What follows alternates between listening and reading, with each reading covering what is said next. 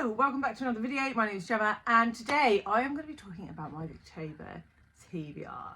So you might be able to see a little head in shot because I'm filming with Charlie in the room again because life is really busy and the only time I have to film is when the kids are about.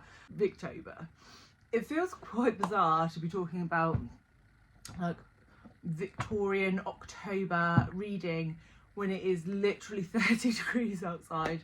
I am so hot right now, so hot. But we're going to do that anyway because about a week ago the prompts for Victober 2023 were dropped, which was a very exciting day. There was lots of WhatsApp messages flying around.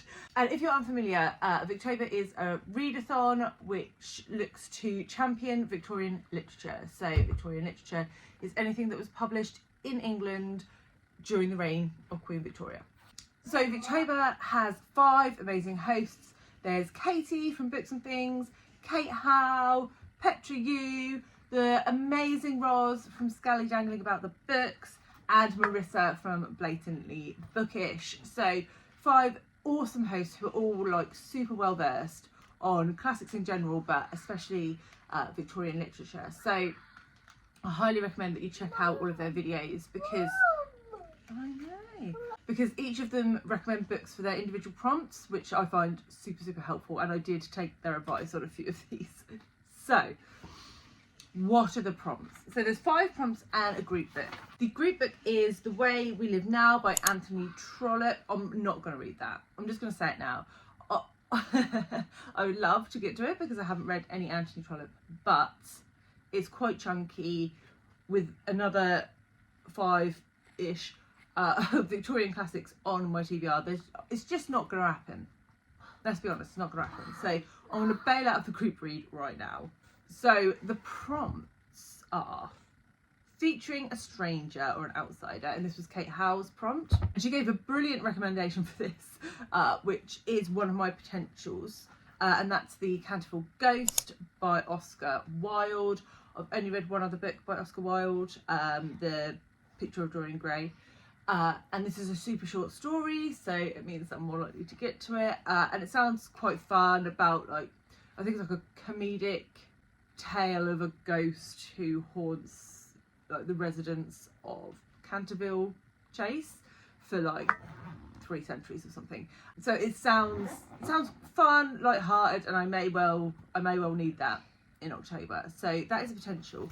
The other potential for this prompt is Treasure Island by Robert Louis Stevenson.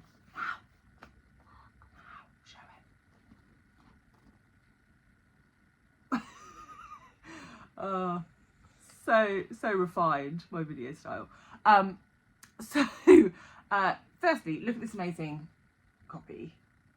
This was a gift from a friend of mine, and it's just super pretty. And Treasure Island is like a classic adventure story about a young boy who sort of runs into a stranger in a tavern, and then suddenly he's on an adventure on a pirate ship and there's treasure. I don't really know too much about it. I think I did watch a film when I was little, but you know, that was a long time ago. So yeah, so that's the other option for this prompt. So giving myself 2 choices. Then the next prompt is Katie's prompt from Books and Things. And her prompt is to read a piece of Victorian new women fiction. So this was quite tricky, but luckily Katie gave like loads of potential books that you can read for this. Okay. I've been told to wear my winter hat.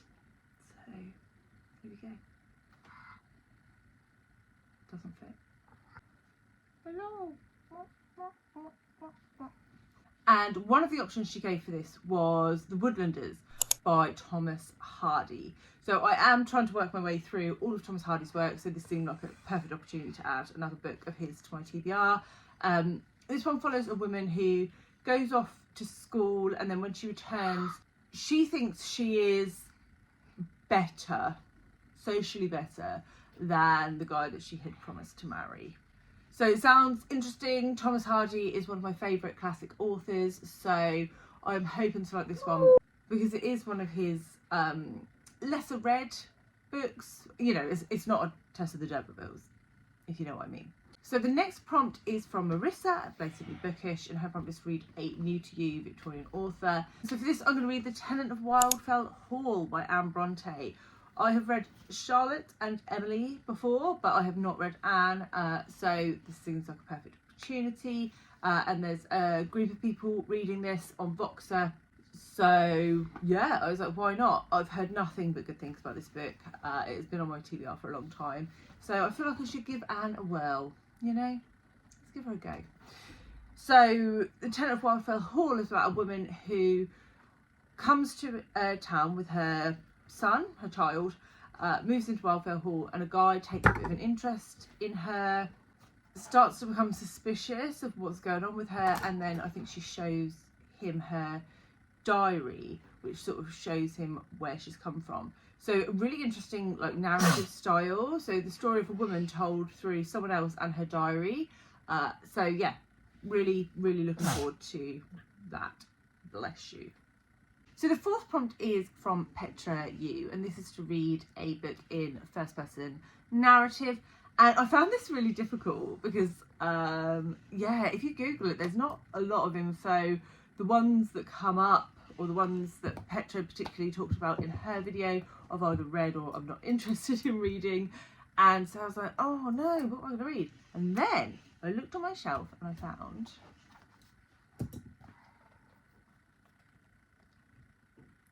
Daisy Miller by Henry James. And I had a look at the first page and it said first person. So I'm going to read that for this prompt. This is a bind up of Daisy Miller and The Turn of the Screw, so I might read both because I think The Turn of the Screw is a particularly spooky short story. But Daisy Miller in particular is super short. Yeah, it's like 70 pages. So this is Daisy Miller and this is The Turn of the Screw. So yes, I did look at a blurb for Daisy Miller and I was very confused. All I sort of got was that it's about a mother and her daughter in Italy, Rome, sort of travelling from hotel to hotel. The daughter finds something. I don't know any more than that.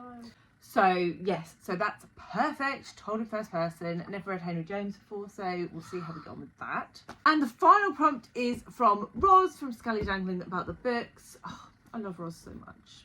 She's such a lovely person.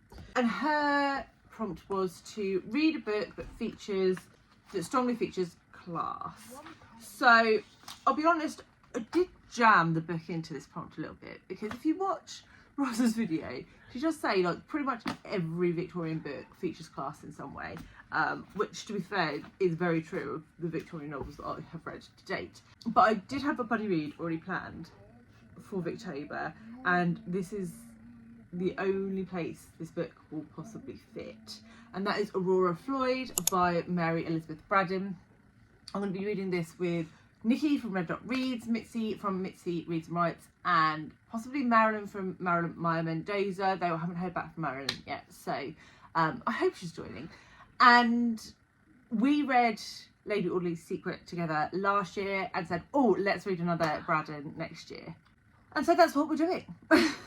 So this one, I do think it features class because the male lead, I believe, is self-made, so he comes from sort of nothing and builds up, and then it's like, where does he sit in society? I think that plays a role within the book, but the plot itself actually sounds quite similar to Lady Audley's Secret. We've got a woman who has a secret, she's being blackmailed. Will it come out? I think bigamy is involved. I don't know, we'll find out when we get into it. So yes, looking forward to that one.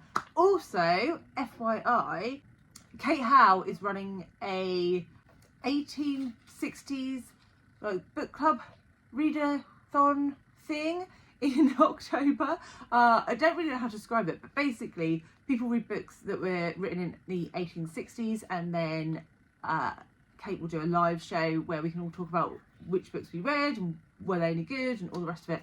And Aurora Floyd does fit for that because it was written in 1863. So if you wanted to join in with Kate's book club readathon situation, then that is one that would work. And so that, my lovelies, is my Victober TBR for 2023. This is only the second year that I've joined in with Victober. I really enjoyed it last year, And yeah, I'm looking forward to discovering some new Victorian favourites, hopefully, in October. So let me know what you guys are reading, particularly for the first person narrative prompt, because I thought that was super tricky. And if you're interested, last year I did do a video comparing Mary Elizabeth Braddon and George Eliot. So I will leave that video here for you, and I will see you all very soon with another one. Bye guys.